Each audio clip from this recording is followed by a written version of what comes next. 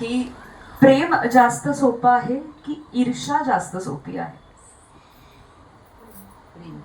प्रेम की ईर्ष्या? ईर्ष्या सोपी आहे की प्रेम सोपं आहे? प्रेम. किती जणांना वाटतं प्रेम सोपं आहे? त्यांनी हात वर करा. ओके. किती जणांना वाटतं ईर्ष्या सोपी आहे? त्यांनी हात वर करा. ईर्ष्या असावी माणसामध्ये. बरं, आता मी तुम्हाला सांगते पुन्हा कृष्ण बाप्पाकडे. तर कृष्णाने जे भगवद्गीतेमध्ये सांगितलं आहे त्यानुसार प्रेम हे अवघडच आहे आणि ईर्ष्या ही सोपी आहे. तर ती कशी? त्याचं उदाहरण मी तुम्हाला सांगतो. कारण ईर्ष्येपोटी जेव्हा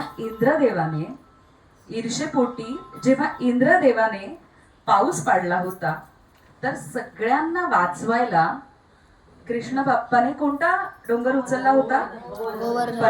गोवर्धन पर्वत. आणि तो कसा उचलला होता? करंगळीवर. एका बोटाच्या करंगळीवर त्यांनी उचलला होता, बरोबर. पण जेव्हा कृष्णाला प्रेमाने सगळ्या गोपिकांना बोलवायचं होतं तेव्हा त्यांनी काय वाजवलं? बासरी वाजवली.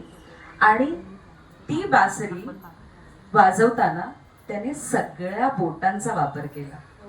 ईर्ष्येसाठी वापरली गेली होती करंगळी, पण प्रेमासाठी वापरले गेले सगळी बोट.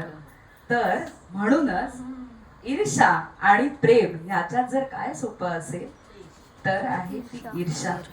प्रेमाने जर माणसं जोडायची असतील तर तुम्हाला दोन्ही हात आणि हाताची सगळी बोट एकत्र असावी लागतात. आणि ते आज आपल्याला हरवंदे कुटुंबियांच्या इथे दिसतंय की आज एवढी माणसं आहेत तर ती प्रेमाने जोडलेली आहेत, बरोबर.